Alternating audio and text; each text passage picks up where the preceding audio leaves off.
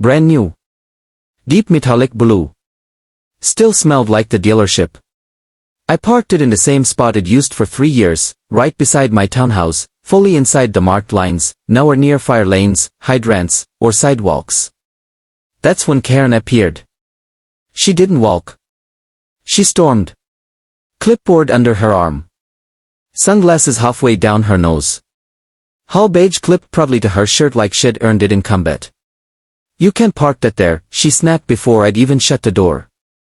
I calmly asked, "Why not?" She looked the car up and down like it personally offended her. "New vehicles need board approval. And frankly, it's too flashy for this community." I laughed. I thought she was joking. She wasn't. She launched into a speech about key community standards, aesthetic harmony, and how my car made the neighborhood look commercial. I told her the whole rule said nothing about vehicle color or age. I even pulled them up on my phone. She didn't care. "I'm the compliance officer," she said smugly. "I decide what's appropriate." I locked the car and went inside. An hour later, my neighbor texted me. "Hey, something just happened to your car." I ran outside. Karen was standing there, arms crossed, while pretending to inspect the curb. My heart dropped when I saw it, a long, ugly dent across the passenger door. Paint scratched clean through to bare metal. And right next to it, Karen's oversized white SUV, parked inches away. I asked her point blank, "Did you hit my car?" She didn't even flinch. "Oh, that," she said casually. "Must have been the wine when I opened my door." The dent was 3 feet long. I pointed to the security camera mounted above my garage.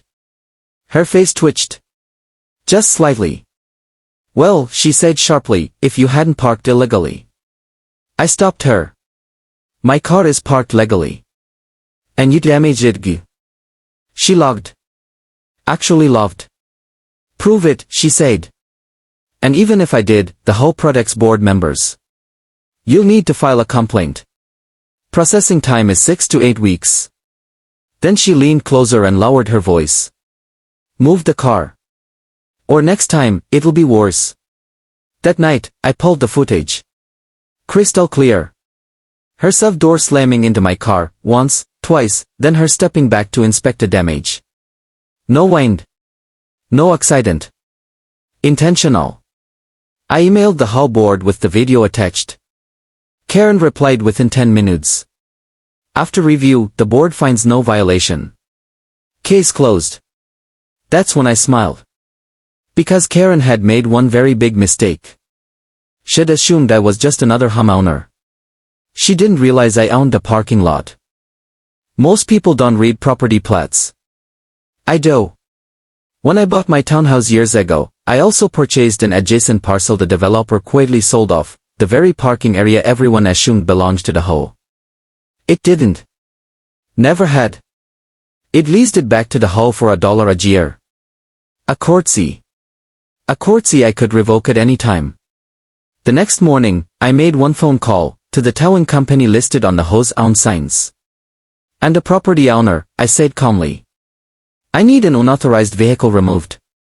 They asked for the plate number. I gave it to them. "How soon can you be here?"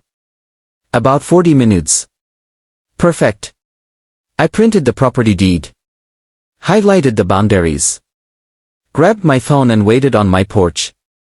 Karen SUV sat there confidently, half over the line, violating 3 of her own parking rules. The tow truck arrived right on time.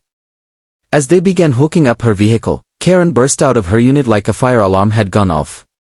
"What are you doing?" "That's my car." The driver pointed at me. "Property owner authorized the tow." She spun toward me, eyes wide. "You can't do this. I'm HOA board." I held up the deed. "Not your property." She started yelling about lawsuits, police, fines, her authority. Neighbors gathered. Phones came out. Then the driver handed her the paperwork. Tow fee. Storage fee. Release conditions. Her face went pale. But this is HOA parking," she stammered. I shook my head. "No, it's my parking. Which you used without permission." after damaging my vehicle. I played the video. Dead silence. Someone in the crowd whispered, "She did that on purpose." Karen tried one last threat. "I'll have you fined." I smiled. "You already tried." In waiting. The tow truck lifted herself completely off the ground. As it rolled away, Karen screamed like she'd just lost a limb. Later that day, I filed a police report. Insurance loved the footage. Her premiums skyrocketed. She paid for every cent of my repair. The HOA emergency meeting that night was entertaining. Karen was removed from the board for key conduct unbecoming. The HOA issued a formal apology. And I terminated the parking lease. Now the HOA pays me monthly to use the lot. As for Karen, she parks on the street now. Carefully.